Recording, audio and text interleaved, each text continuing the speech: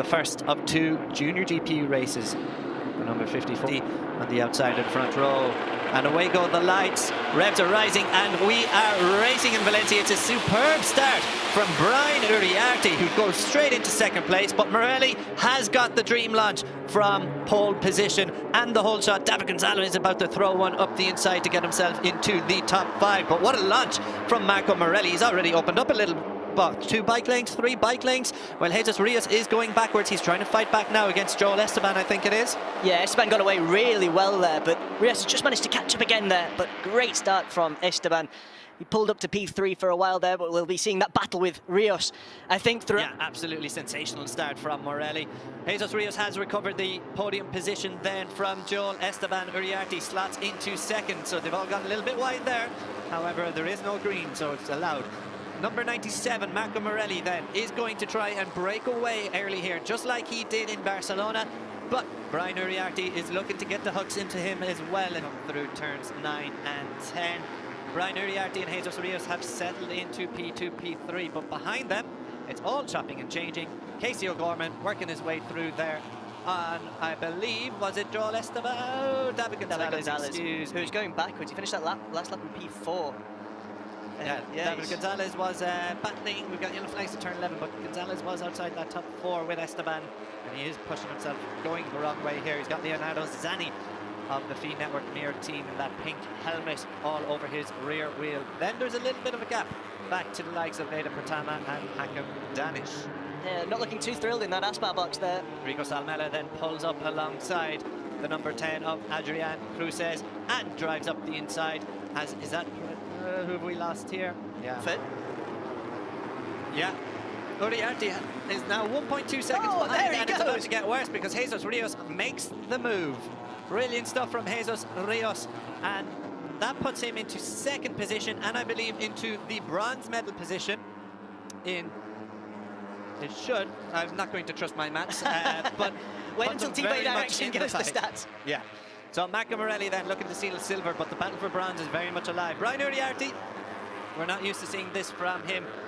It looks like he'll just have to settle in behind the number 54 here for a little while. Rios seems to have the superior pace. Is he going to make a move coming into turn 1? Yeah, what do I know, Connor? Never mind settling in.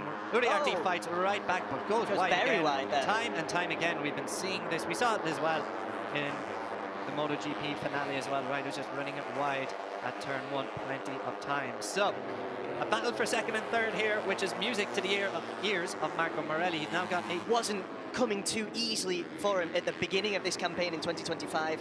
Wasn't getting the results that maybe we expected, but come the second half of this season, from the race 2 in Aragon, he's been on the podium 4 times in 5 races, including that win in Misano and, of course, in Catalunya last time out. So absolutely fantastic stuff. Something just clicked in that garage for Marco Morelli, and yeah, well, of course there were some behind-the-scenes changes at the M-Lab squad after the opening couple of rounds as a long lap is confirmed for Leonardo Abruzzo. He had that one coming into this race. It's changes of the crew chief of Franco Vicente, brought over from the MTI MSI helmet squad. Of course, has plenty of experience with Ayagura. Has clearly had a positive effect as Uriarte and Rios battling in, going through turn 1 as Rios holds on to second position. But going back onto Morelli, the uptick in his fortune seems to coincide with the introduction of Franco Vicente into the garage. So good to see it's having the positive effect, because we've always known positions, but it looks like second is going to be wrapped up, provided there are no frills and no dangers for Marco Morelli. And then the battle for bronze will go down to the season finale later this afternoon. Something that could shake things up is a long lap penalty for Rico Salmela there.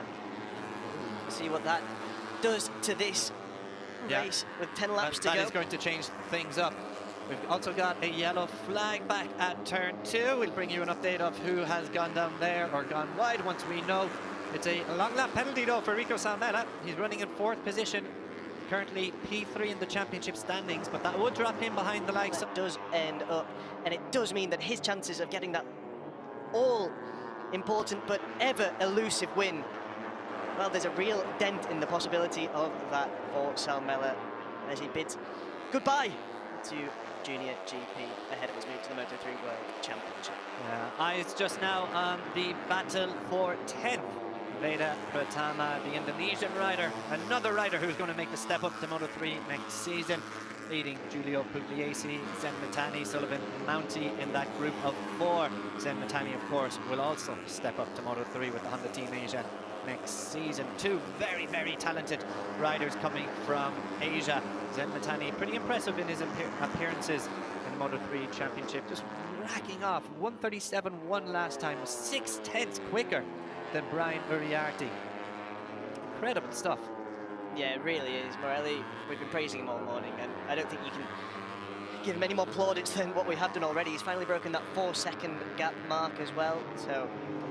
It's almost to the point now with Morelli of Uriarte romped home to this year's Junior GP Championship and did the Rookies Cup double. And let's not make no mistakes, Uriarte is a phenomenally talented rider. We've seen that in European Talent Cup. We saw it in Junior GP last year when he stepped up and immediately took wins, podiums, and was constantly challenging, and he just continued his progression. But it's David Alonso, hello. There's David Alonso in as well. But it's almost a case of what could have been this year for the MLab squad as Rios does go through on Uriarte. Is Morelli, his recent form has just simply been sensational and unrivaled. Yeah, it's been absolutely scintillating. And I wonder if he thinks that maybe if seconds until anyone else appears on the screen, that's the extent to which Marco Morelli is running away with this opening race in Junior GP here in Valencia. Yeah, sensational stuff. Rios leads over the line out of the final corner, but as we've seen a couple times already, Brian Uriarte dives up the inside into turn 1. Joel Esteban still at the head of this group. Well, Adrian Krauses did, of course, make a move, but Esteban has regained that. Rico Salmela then in the background, the number 27, served a long lap penalty. And just looks to be closing in, but it might just be a little bit too late for him to make a move on these guys ahead of him. He's got about a second or so to catch Leonardo Zani ahead of him and Adrian Krauses. Excuse me, not Zani, Adrian Krauses and David Gonzalez. Leonardo Zani running behind Salmela, the number 57 in P8. So a reminder then that this battle for P4 does have some larger consequences. Joel Esteban currently sits in the bronze medal position.